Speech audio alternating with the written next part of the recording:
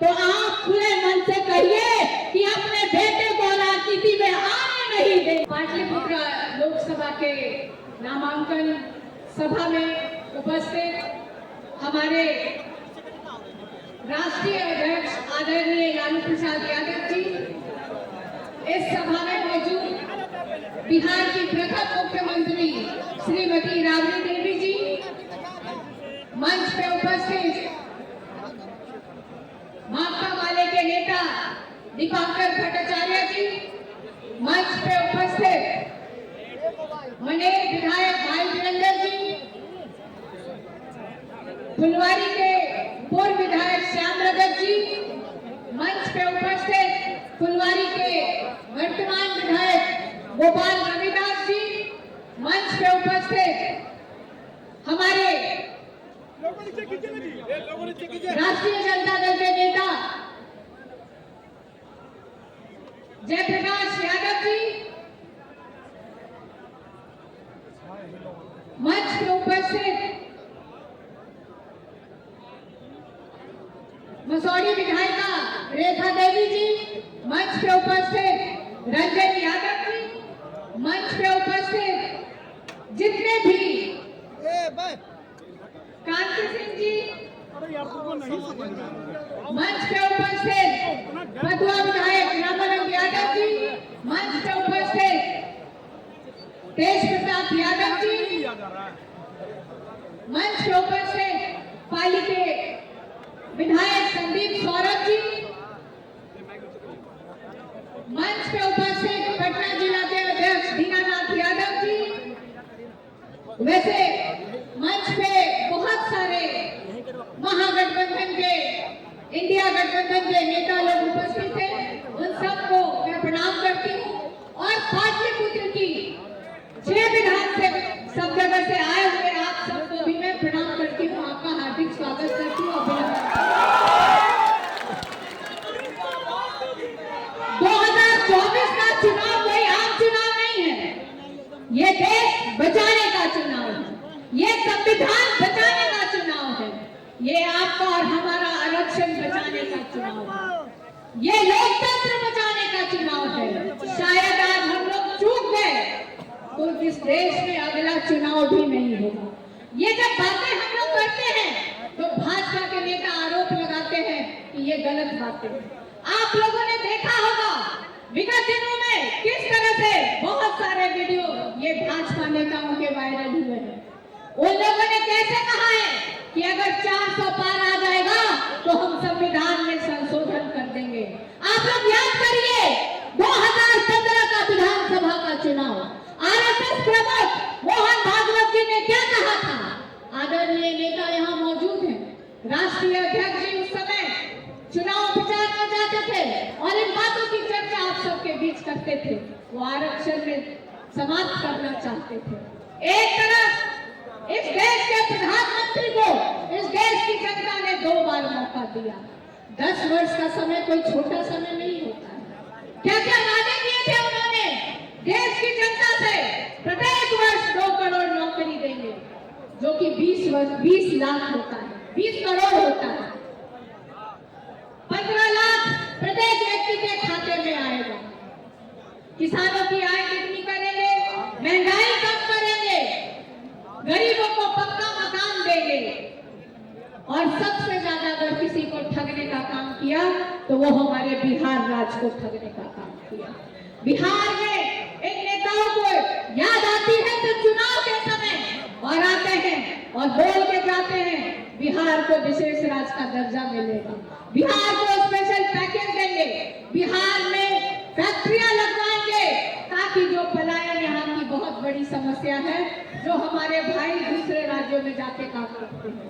मोदी जी कहते थे चुनाव में कि बिहार की बंद पड़ी चीनी मिलों को भी मुक्त करवाएंगे, लेकिन एक भी वादा इन्होंने 10 वर्षों में पूरा नहीं किया।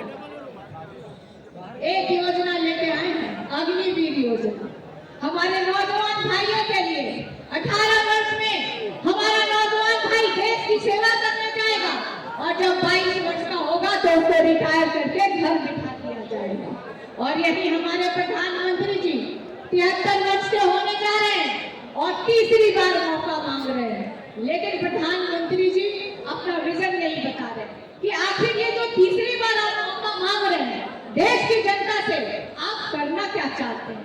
क्या आप वही करना चाहते हैं जो आपने 2014 में किया, जो आपने 2019 में किया? प्रधानमंत्री, इस देश का दुर्भाग्य देखिए कि पहली बार देश के इतिहास में एक प्रधानमंत्री को 1.5 किलोमीटर रोड शो करना पड़ा। और ये भी आम जनता नहीं थी, पूरे बिहार से, पूरे पास पटना साहिब की, पाटलिपुत्रा की लोगों को बुला करके ये रैली कराई गई थी। आप एक तरफ देखिए, कहीं ना कहीं 3 चरण का चुनाव हो चुका है। मैं दूसरे जगह की मुझे जानकारी नहीं है, लेकिन मैं बिहार में जानती हूँ कि यहाँ पे एनडीए गठबंधन एक भी सीट नहीं जीतने जा रही है। आज 14 चरण का चुनाव चल रहा है। आप सबको, अगर आप लोग एकजुट होकर के इंडिया गठबंधन के प्रत्याशी को सभी जगह से जिताते हैं, हमारी सरकार बनती है, तो हम लोग आपके लिए क्या काम करने वाले हैं ये मैं आपको बताना चाहती हूँ। पहला, जो हमारे पढ़े लिखे बेरोजगार भाई हैं, हमारी बहनें हैं, उनके लिए 1 करोड़ रोजगार का इंतजाम हमारी सरकार करेगी। जो gas cylinder Modi ji 56 inch का सीना चौड़ा करके 1200 रुपए में गरीबों को दे रहे हैं, उसको हम लोग 500 रुपए में देने का काम करेंगे। जो बिजली बिल एक आम समस्या है गांव में कि बिजली कम जलाते हैं लेकिन बिल बहुत ज्यादा आता है, खासतौर पे महिलाएं इसकी शिकायत करती हैं, तो 200 यूनिट बिजली भी हमारी सरकार मुफ्त देने जा रही है। और जो रक्षाबंधन में भाई बहन का त्योहार होता है, उस पे हमारी सरकार हमारी गरीब बहनों को 1 लाख रुपए की सहायता राशि भी देगी। और ये जो अग्निवीर योजना है, इसको हमारी सरकार बनेगी तो समाप्त करेंगे, और जैसे पहले बहाली होती थी उस तरह से हमारी सरकार करने का काम करेगी। अब हम बात करते हैं पाटलिपुत्रा क्षेत्र के बारे में।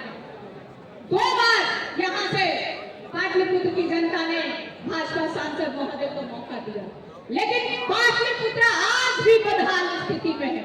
एक भी डेवलपमेंट का काम उन्होंने नहीं किया। 6 विधानसभा है, सबकी अलग अलग समस्या है। और मैं आपको बताना चाहती हूँ, आजकल मीडिया के कुछ लोगों ने मुझसे पूछा कि रामकृपाल जी परिवारवाद का आरोप लगाते हैं आपके ऊपर। मैं जानना चाहती हूँ रामकृपाल जी, आप 40 या 45 वर्षों से राजनीति में हैं, अभी 10 वर्ष से आप भाजपा में गए हैं। आपने पटना के एक भी कार्यकर्ता को मौका क्यों नहीं दिया? हर एक बार आप ही पद पे क्यों रहे? हर एक बार आप ही हमारे दल से क्यों पद पे रहे? चाहे वो एमएलए बने, चाहे वो एमएलसी बने, चाहे वो वोट पे मेंबर बने, चाहे वो राज्यसभा गए, चाहे वो सांसद बने, आपने पटना के कार्यकर्ता, राष्ट्रीय जनता दल के कार्यकर्ताओं में आपने सिर्फ बर्बाद करने का काम किया। आज वो भाजपा में है, मैं जानती हूँ भाजपा के कार्यकर्ता को भी बर्बाद करने का काम कर रहे हैं, उन्हें फूट डाल रहे हैं। आप परिवारवाद का आरोप लगाते हैं, तो आपको मैं बता देना चाहती हूँ, प्रधानमंत्री जी से 5 मिनट का समय लीजिए और पूछिए कि जो जमुई में लड़ रहे थे वो किसके जीजा जी हैं? जो नवादा से लड़ रहे थे वो किसके बेटे हैं? समस्तीपुर में जो बेटी लड़ रही है किसकी बेटी है? और आपको अगर परिवारवाद से इतना ही नफरत है तो आप खुले मन से कहिए कि अपने बेटे को राजनीति में आने नहीं देंगे। अगर आप में हिम्मत है, अगर आप में हिम्मत है रामकृपाल जी, तो आप खुले मन से आके मीडिया के सामने कहिए कि आप अपने बेटों को राजनीति में नहीं आने देंगे। उसके बाद ही आप हमारे परिवार पे आरोप लगाइए। समय बहुत कम है, आप हमारे पिताजी की तबीयत ठीक नहीं रहती है, उनको भी बोलना है। आप सबसे अपनी वाणी पे विराम देती हूँ, आप सबसे विदा लेकिन आज इस